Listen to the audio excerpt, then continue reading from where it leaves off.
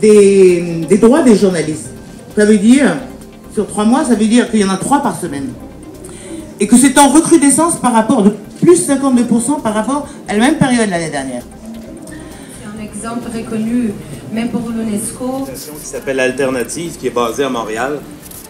Et je suis aussi rédacteur en chef. Notre journal est très heureux de participer à ce forum aujourd'hui et de pouvoir échanger sur un thème très important qui est au cœur de notre travail quotidien.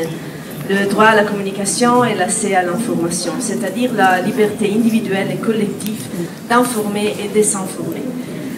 Je suis ici avec une délégation d'activistes venus d'Italie, de Tunisie, de Jordanie et d'Égypte, mais il manque l'Irak. Nous sommes déçus car nos amis irakiens n'ont pas eu leur visa pour le Maroc. C'est une grande occasion perdue et leur voix va nous manquer dans ces forums.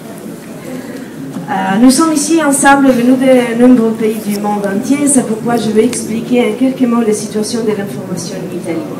Dans mon pays, il n'y a pas de censure directe, mais il y a un système vertical de l'information avec 2 médias de masse traditionnels et une manière de faire du journalisme qui ont des conséquences terribles sur la qualité de l'information. L'histoire de notre journal est un bon exemple. L'Osservatoire Irak a été fondé en 2004 par l'association Ponte Per après l'invasion américaine de l'Irak. Ponte Per est une association de solidarité internationale qui travaille en Irak depuis plus de 20 ans. L'idée de départ était de faire entendre en Italie la voix de la société civile irakienne, c'est-à-dire de parler de l'Irak sans parler seulement de bombes ou de géopolitique, mais aussi de donner une place à ceux qui paient le prix de la guerre. Grâce au lien construit pendant des années par un Ponte Per avec de nombreuses associations, Observatoire Irak est devenu une référence en Italie pour avoir des informations sur l'Irak introuvables ailleurs. Et nous avons maintenant étendu notre travail à toute la région Maghreb-Machrek. Et aujourd'hui, notre journal est géré par une coopérative de jeunes journalistes, chercheurs et étudiants.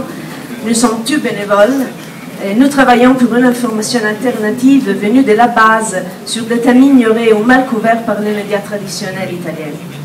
Je citerai par exemple la guerre qui ensangle encore une fois l'Irak et la Syrie, et aussi les migrations vers l'Europe. Dans le système médiatique italien, ces sujets sont relégués au deuxième plan, comme si ça ne nous concerne pas. Mais ce n'est pas vrai.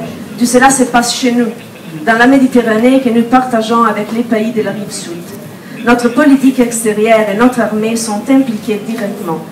Mais cela disparaît complètement des grands médias. Par exemple, ils parlent de Daesh, de la guerre en Irak, mais ils ne parlent pas des armées italiennes envoyées là-bas. Les médias traditionnels cherchent le sensationnel et le scoop. Ils sont responsables de la diffusion d'informations déformées et donc dangereuses sur des sujets de première importance pour notre vie quotidienne.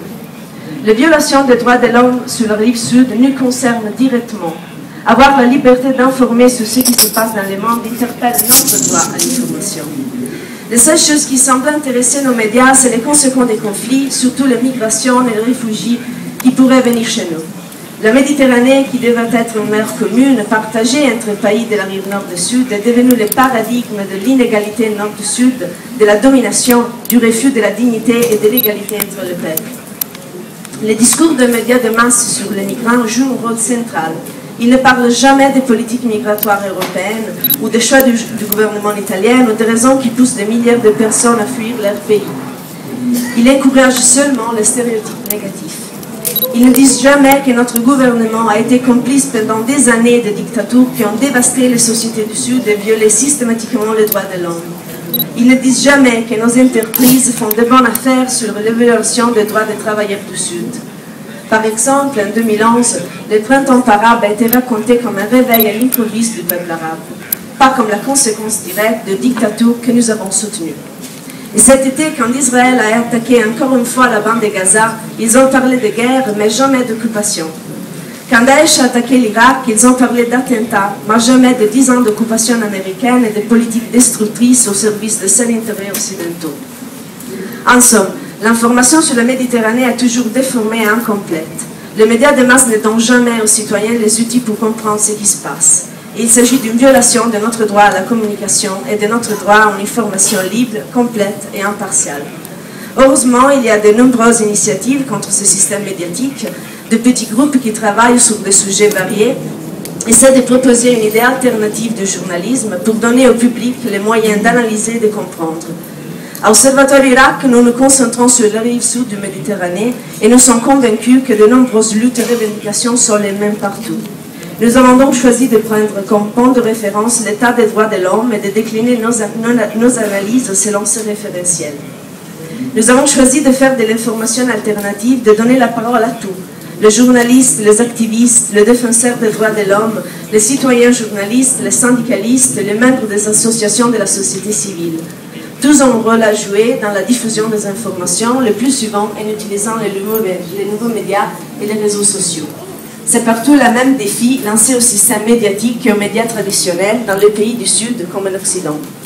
Pour nous, les sources d'information dans un pays, ce sont les personnes avec qui nous avons construit des relations, d'abord humaines et ensuite professionnelles. Nous les avons choisis pour apporter une voix différente, pour aller contre la tendance des médias italiens à une lecture néocoloniale des événements au Maghreb et au Mashrek. Donner une voix ou sans voix en Italie, c'est l'idée à la base de notre travail. Mais ce n'est pas une idée nouvelle. Les premiers médias alternatifs en Italie sont nés au début des années 1990. Ils ont expérimenté des formes autonomes de diffusion d'informations grâce à des outils technologiques nouveaux. Avec le temps, cette technologie s'est beaucoup améliorée et aujourd'hui, nous ne contentons plus de nous opposer au système de médias de masse, mais nous proposons notre modèle alternatif, multimédia et participatif. Nous avons choisi de nous occuper du Moyen-Orient et de l'Afrique du Nord parce que c'est ce que nous avons étudié, parce que c'est notre passion, mais par-dessus, parce que nous sommes convaincus que depuis la rive nord de la Méditerranée, il peut et doit arriver un message d'égalité et de partage avec la rive sud. Cette mer doit redevenir un espace de partage et de solidarité plutôt qu'un lieu où des personnes meurent en cherchant la liberté et la dignité. Aujourd'hui, le défi n'est pas encore gagné. Nous grandirons si nous sommes capables d'auto-garantir notre droit à une information libre, complète et impartiale. Et nous pourrons le faire seulement en construisant des liens avec des groupes semblables aux nôtres. Nous nous sommes convaincus que la liberté de communiquer fait partie intégrante de la lutte pour les droits de l'homme et que l'information peut devenir un bien commun. Nous y travaillons tous les jours. Merci. النتائج ميدانية